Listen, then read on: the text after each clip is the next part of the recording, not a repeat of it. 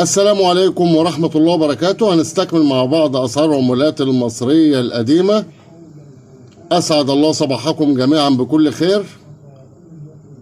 لو معاك ريال الجامع الأزهر إصدار سنة 1991 بيعمل 10,000 جنيه. لو معاك ريال الجامع الأزهر سنة 1991 بيعمل 10,000 جنيه.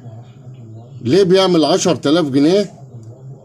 لأن أكتر اللي موجود إصدار سنة 1992، فطبيعي جدا عشاق العملات ومحبين العملات المصرية القديمة بيبحثوا عن كل نادر.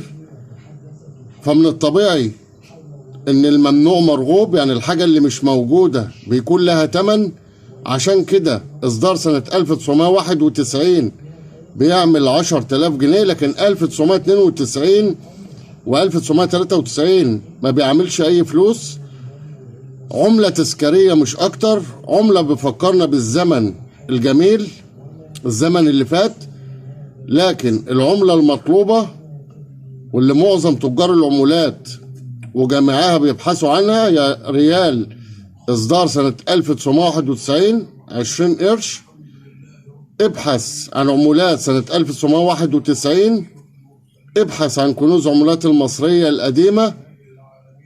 دور في بيتك، في محفظتك، في دولاب جدك وجدتك. وتابعنا على التيك توك محمد حكيم، لايك ومتابعة واكسبلور. على اليوتيوب اسم قناتنا محمد حكيم بورسعيد. تابعنا وتابع كل جديد، واشكركم واشوفكم على خير. السلام عليكم ورحمة الله وبركاته.